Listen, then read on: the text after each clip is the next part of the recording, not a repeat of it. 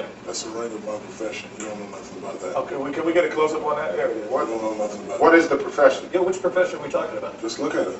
Is it a legal profession? Of course it's legal. It's a rank of my profession. I'm trying to read it. Okay.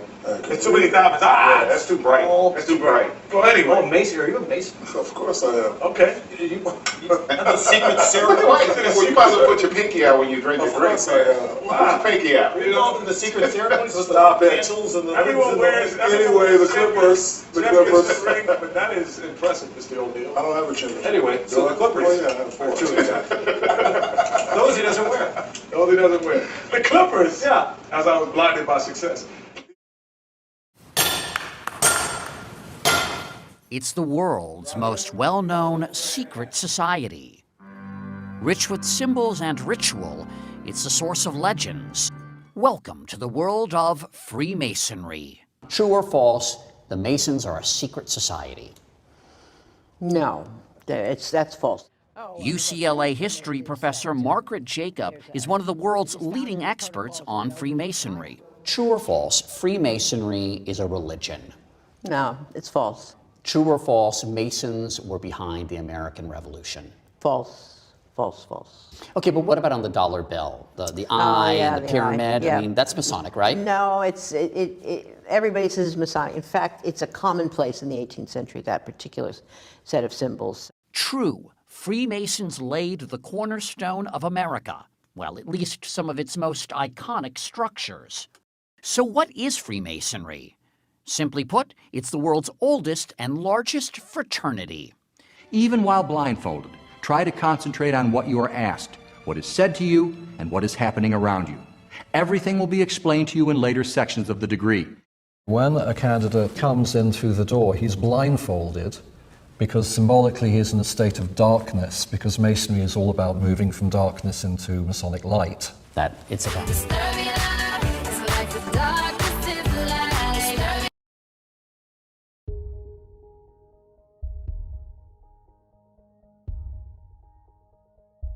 In my last video, I discussed breaking out of the matrix.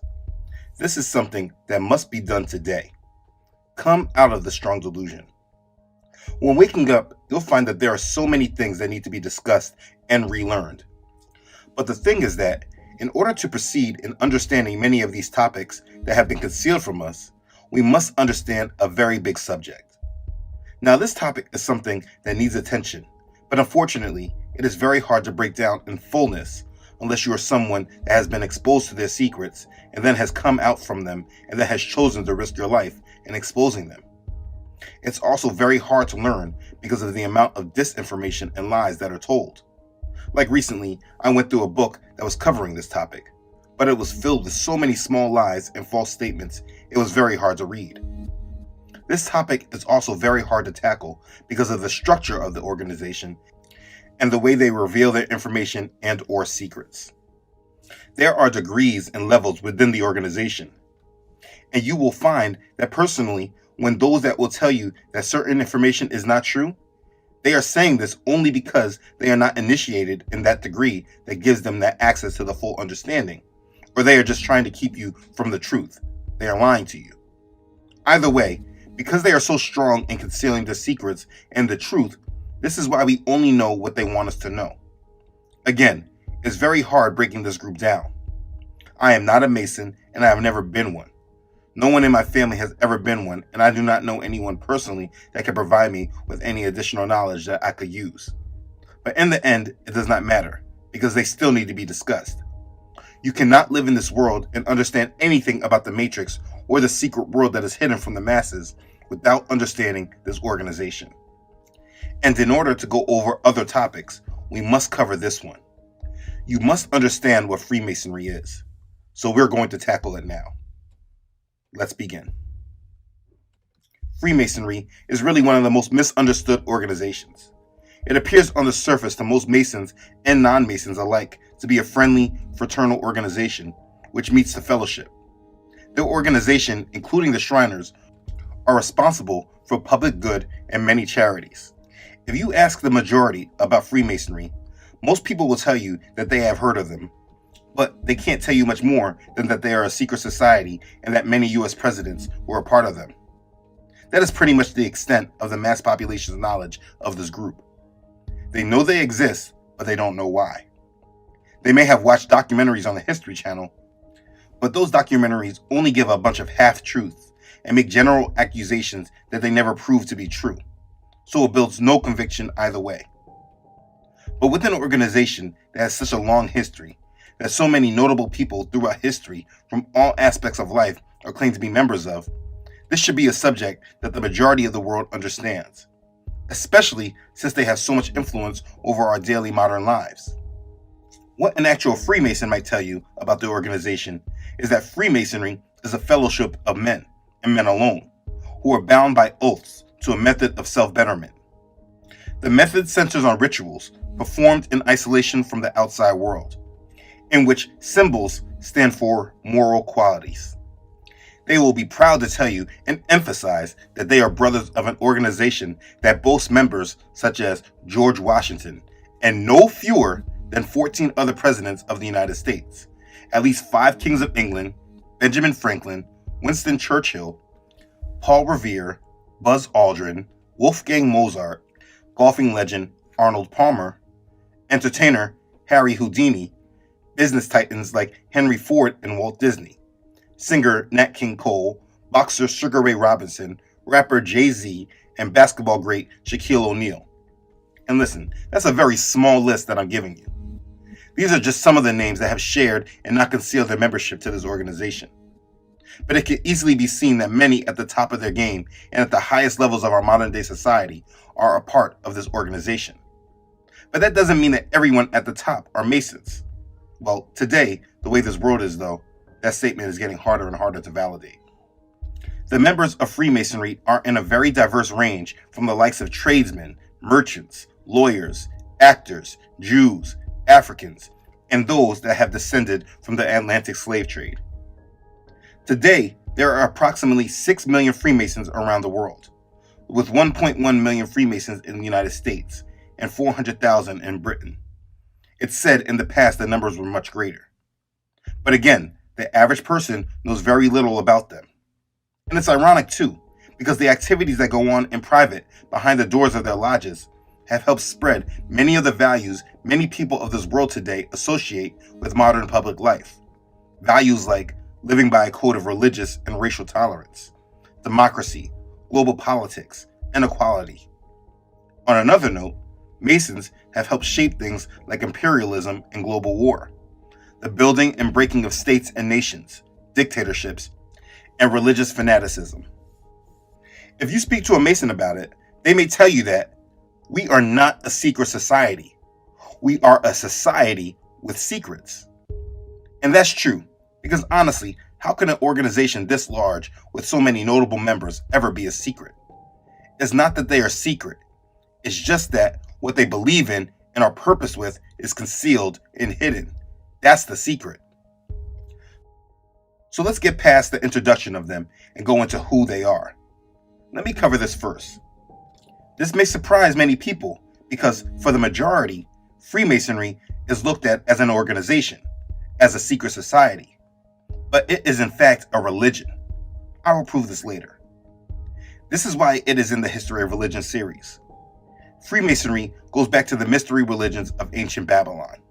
You see, the History of Religion series stopped at the last episode, part 69, because in order to discuss the other lies of this world, Freemasonry needed to be broken down.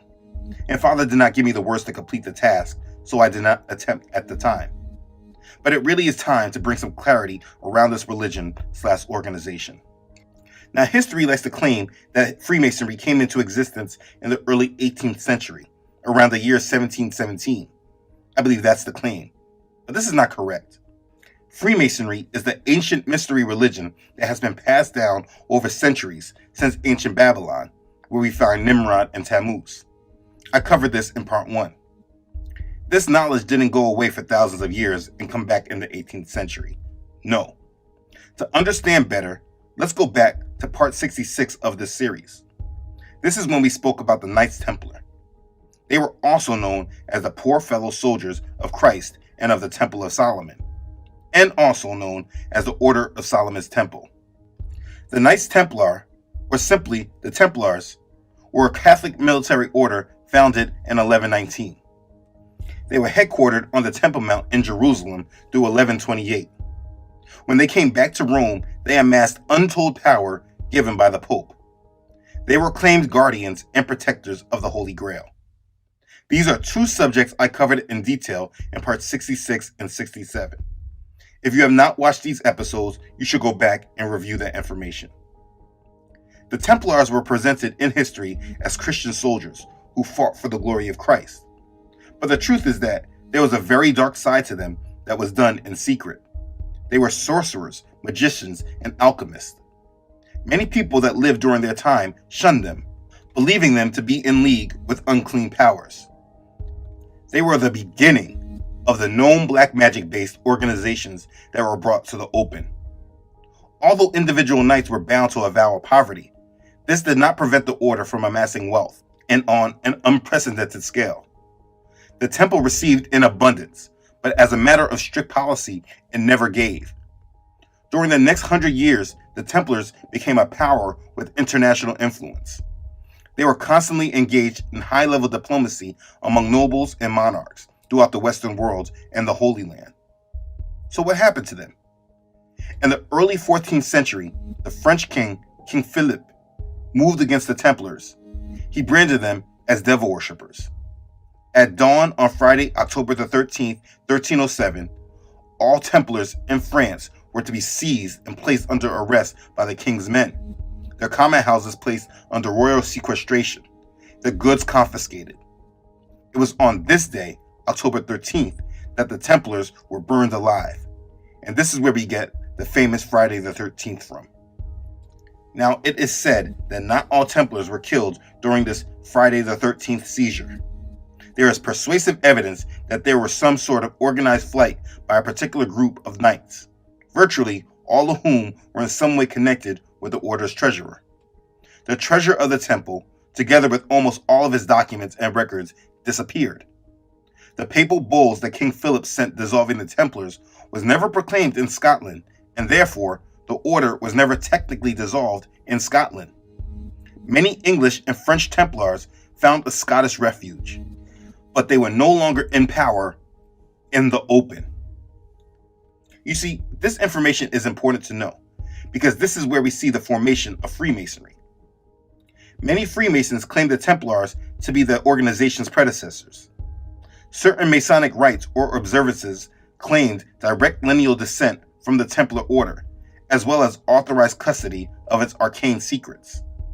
Certain Masonic lodges have adopted the grade of Templar, as well as rituals and appellations supposedly descended from the original order.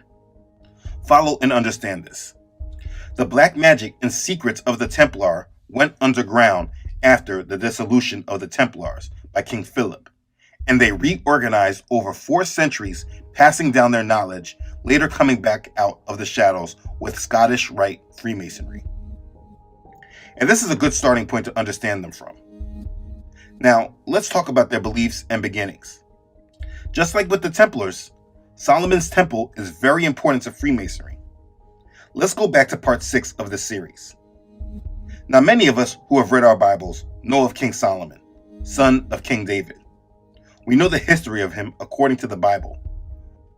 But the other side, who are actually enemies of the Bible, they have a very different view on Solomon. Believers in the Bible see major mistakes done by Solomon that had consequences for all of Israel. But among the other nations, King Solomon is praised and made no mistakes. Among the Eastern nations, King Solomon is esteemed as a great magician who had great power over the spirit world. It was said and claimed that he gained his power from Satan, who gave him a ring of power with his symbol on the ring. This symbol is known as the Seal of Solomon, also known as the Star of David. I cover this on part 3 of my symbol series.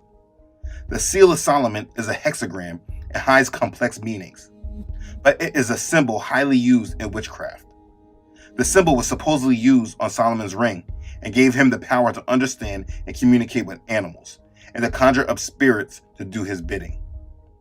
Kabbalists and alchemists are very fond of this symbol. It's also hidden on the US dollar.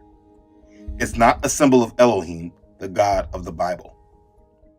The point of this knowledge is that from Solomon's mistake, the glory of ancient Israel went downhill, and Lucifer used Solomon's disobedience in creating and establishing his doctrine for future worship of him by his own name. Let me explain where Solomon fits in. In reference to Freemasonry, according to the Freemason dictionary, the Temple of Solomon plays a very important part. It is said in Freemasonry that Solomon, Huram, king of Tyre, and Hiram Abif presided as grand masters over the lodges which they established. It's said the symbolic degrees were instituted and the systems of initiation were invented, and from that period to the present, Freemasonry has passed them down.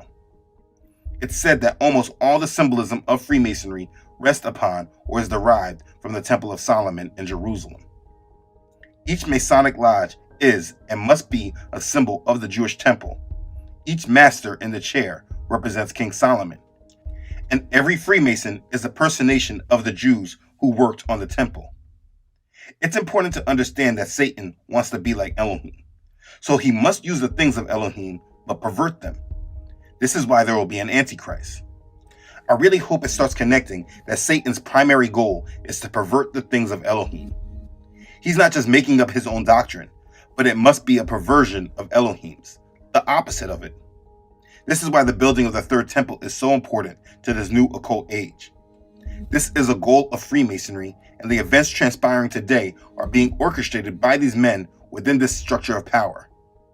Freemasonry and the occult all use Solomon as a symbol for their rebellion, particularly because of how great and important Solomon was and what he did.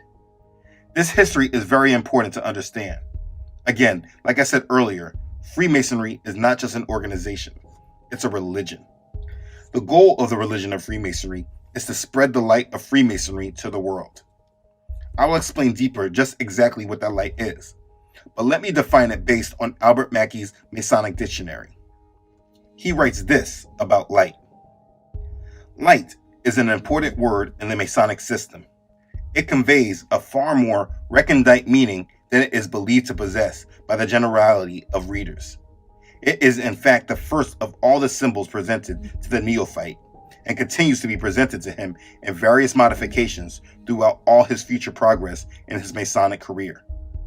It does not simply mean, as might be supposed, truth or Sodom, but it contains within itself a far more abstruse, meaning difficult to understand, allusion to the very essence of speculative Freemasonry, and embraces within its capacious signification all the other symbols of the order.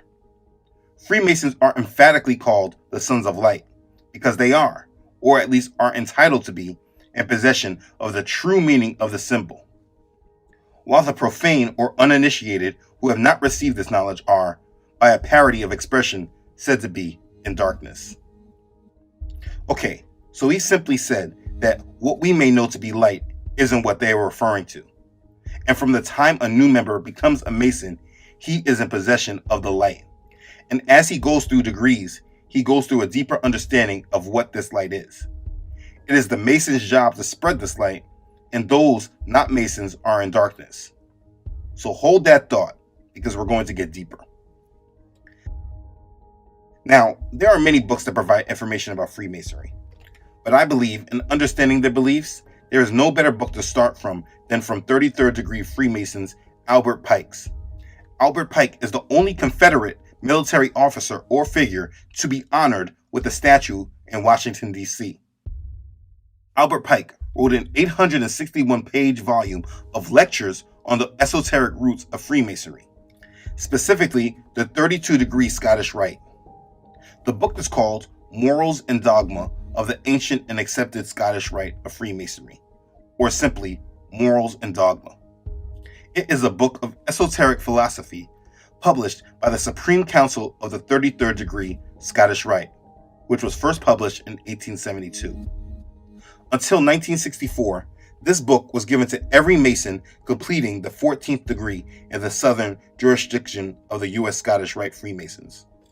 There are 32 chapters, each discussing the philosophic symbology of a degree of Freemasonry in exhaustive detail. It's important to understand that though it discusses Masonic rituals at length, it is written so as not to reveal the Masonic secrets. It's written very confusingly, and you can feel the evil coming off the pages. Ritual motions and objects are named and elaborated upon, but not described. It is not a book I recommend reading. Do not buy this book. In some older editions, the title page of the book declares in large, bold letters, "Esoteric book for Scottish Rite use only, to be returned upon withdrawal or death of recipient." Yeah, it's completely evil. But in the book, it does bring a lot of clarity about Freemasonry and what they believe. There is a lot of things that is mentioned in this book that I will bring to the light. Now again, please note, as we read, he explains things to keep most of their secrets and mysteries concealed. So do not get caught up in understanding every word. Remember, it's not for you to. Let's get to it. So I'm going to first jump to the end of the book to prove a point I made earlier in reference to Freemasonry deriving from the Templars. On page 820, when discussing the 31st degree, the book says, "The end of the drama is well known, and how Jacques de Molay and his fellows perished in the flames. But before his execution, the chief of the doomed order organized and instituted what afterward came to be called the occult, hermetic, or Scottish Masonry. In the gloom of his prison, the Grand Master created 4 metropolitan lodges, at Naples for the east, at Edinburgh for the west, at Stockholm for the north, and at Paris for the south." Page 821. "The order disappeared at once. Its estates and wealth were confiscated, and it seemed to have ceased to exist. Nevertheless, it lived under other names and governed by unknown chiefs, revealing itself only to those who, in passing through a series of degrees, have proven themselves worthy to be entrusted with the dangerous secret.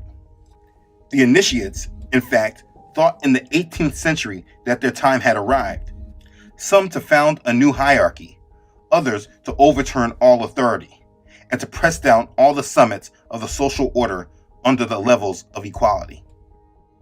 You see, this clearly tells that Freemasonry is just a rebranding of the Templars. Now, it's important to know that in order to be a Freemason, you must believe in God. You just can't be an atheist and become a Mason. Now, whoever you want to call him and believe in, they don't care. But you just must have a belief in a God. You must believe in a supreme being that's over you. On page 11, when discussing the first degree, the book says, "The Holy Bible, square, and compasses are not only styled the great lights in Masonry, but they are also technically called the furniture of the lodge. And, as you have seen, it is held that there is no lodge without them. This has sometimes been made a pretext for excluding Jews from our lodges, because they cannot regard the New Testament as a holy book. The Bible is an indispensable part of the furniture of a Christian lodge, only because it is the sacred book of the Christian religion. The Hebrew Pentateuch, the Torah, in a Hebrew lodge, and the Quran in a Mohammedan one, belong on the altar, and one of these, and the square and compass, properly understood, are the great lights by which a Mason must walk and work." So, as we can see, religion is a huge part of this, obviously, because they're taking the major faiths and using their books as furniture of the lodge. But you can see that they already have embraced the one world religion. You must have a belief in God. As we keep going, we will understand why. There are so many points I could bring up from this book. Let's go back to my earlier point about Freemasonry going back to the ancient mystery religions. Like I said earlier, Freemasonry is just a rebranding of the ancient mystery religions. On page 23, when discussing the second degree, the book says, "Though Masonry is identical with the ancient mysteries, it is so only in this qualified sense, that it presents but an imperfect image of their brilliancy, the ruins only of their grandeur, and a system that has experienced progressive alterations, the fruits of social events, political circumstances, and the ambitious imbecility of its improvers. After leaving Egypt, the mysteries were modified by the habits of the different nations among whom they were introduced, and especially by the religious systems of the countries into which they were transplanted. To maintain the established government, laws, and religion was the obligation of the initiate everywhere, and everywhere they were heritage of the priest, who were nowhere willing to make the common people co-proprietors with themselves of philosophical truth. Again, it's just a rebranding of the ancient mystery religions.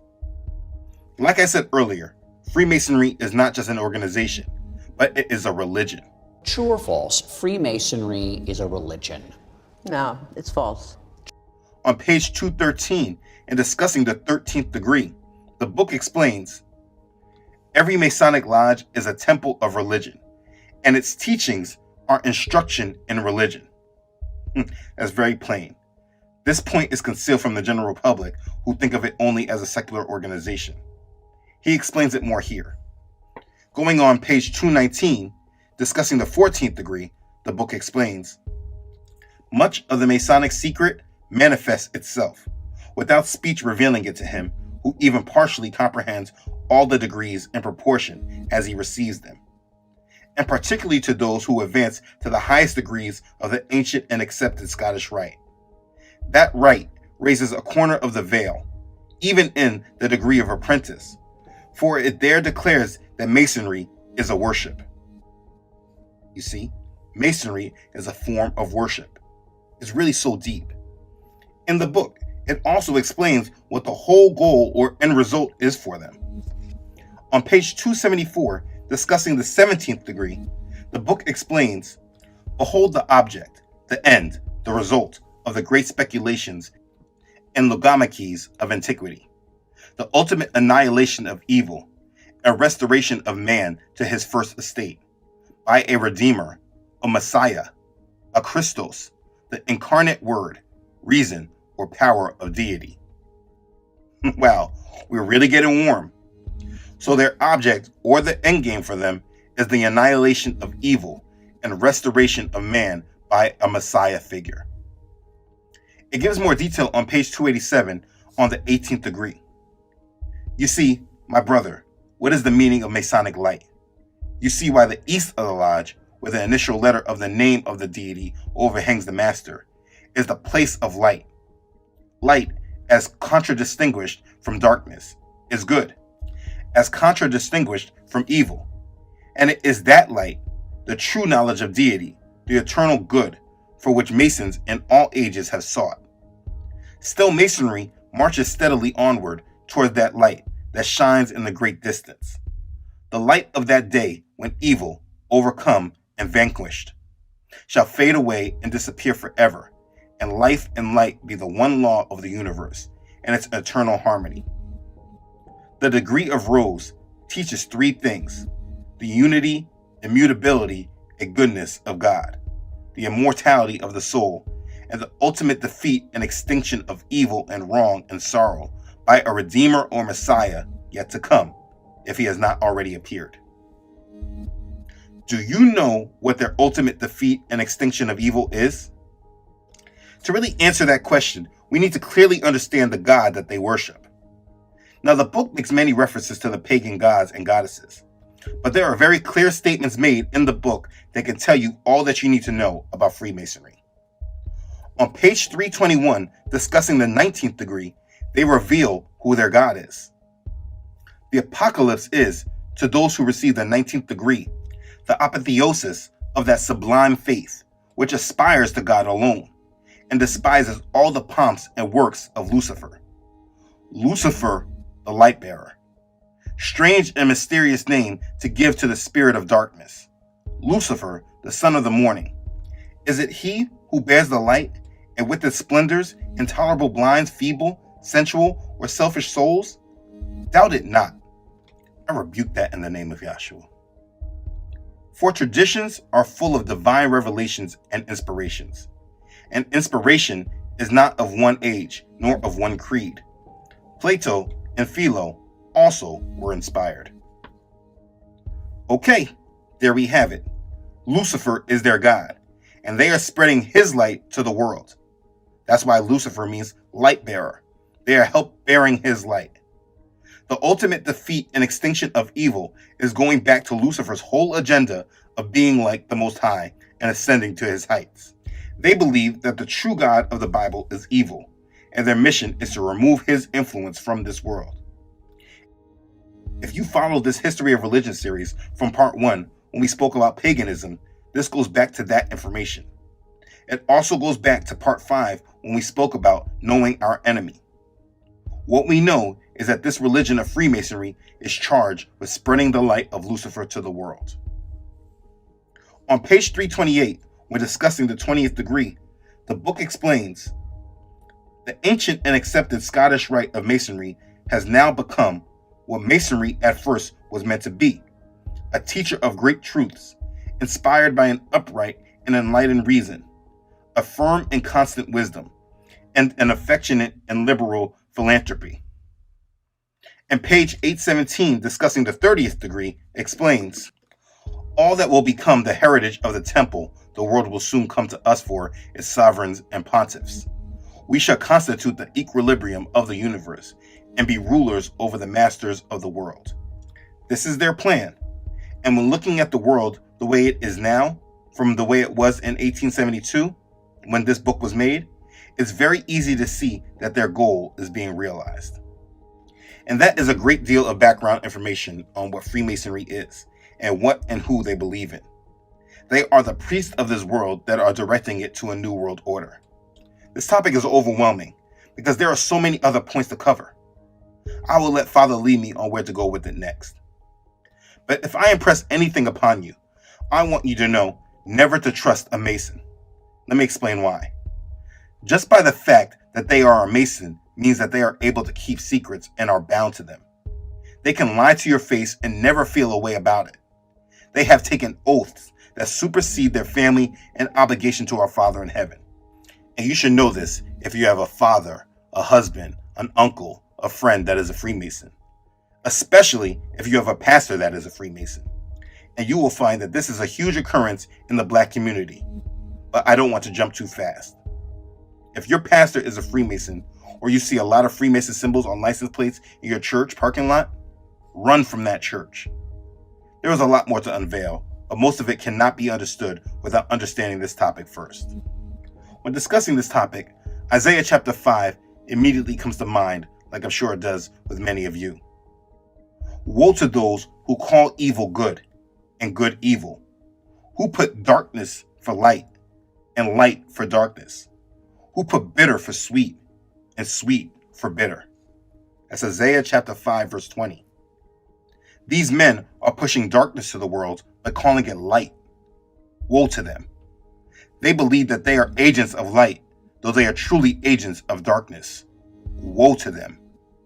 The fact and truth is that they are on the opposite side of the battlefield, and because their secrets are so concealed, and many of us just walk in ignorance of the world that we live in, many of us have no idea of it at all.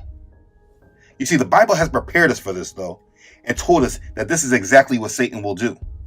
The Apostle Paul warned us in 2 Corinthians chapter 11, verses 14 and 15. And no wonder, for Satan himself transforms himself into an angel of light. Therefore, it is no great thing if his ministers also transform themselves into ministers of righteousness, whose end will be according to their works. So what is Freemasonry? It is an organized religion tasked with the goal of spreading the light of Lucifer to the world. It desires to rebuild Solomon's temple and save humanity through their Messiah. It is a religion masked and covered by secrets and charity. They are agents of darkness masquerading as agents of light. This part of the world has been hidden from us, and they have been covering up their intentions on bringing about their new world order and their false Messiah. And those that are following the lies of this world and moving in its direction are being led by them. It's important that you wake up and make sure you are not being led and steered by darkness. You must worship our Father in heaven in spirit and in truth, and reject the lies and the blasphemy. Knowledge is power, and that's why they have hidden themselves in the shadows. It keeps all of those who cannot see them without power. The goal of this ministry is to reverse this and keep the church ready for our Messiah's coming. Please stay ready and awake. Remember John's warning in his first epistle, chapter 4, verse 1. He says, "Beloved, do not believe every spirit, but test the spirits whether they are of Elohim, because many false prophets have gone out into the world." After watching this, I'm sure you can see just how true and powerful that guidance is. Live through that warning and rest on our Father's word and live in his truth, holding on to righteousness and being a living witness and testimony of our Father in heaven. Believe fully in Yahshua HaMashiach and reject the false Messiah that is preparing to come. The time is absolutely now to live in the truth, but it is your choice. Who will you choose? Make the right decision and submit your life to Yahshua right now and be ready for him. Be blessed. Okay, thanks again for watching. If this has blessed you, please make sure to like this and share it with others. If you have not already done so, please make sure to subscribe to this channel. Elohim willing, I upload every Friday. Don't forget to follow this ministry on Facebook and Instagram, as well as on my website, truthunedited.com. I want to thank everyone for all of the support of this ministry. I truly appreciate the prayers and support. All the messages of love and understanding are overwhelming, and they truly bless me. As always, I want to thank all those who donate to this channel. Your donations are a sincere blessing to this ministry. I'm extremely appreciative for your love, offerings, and support. Thank you. Okay, everyone. Thanks again for watching. I love you all.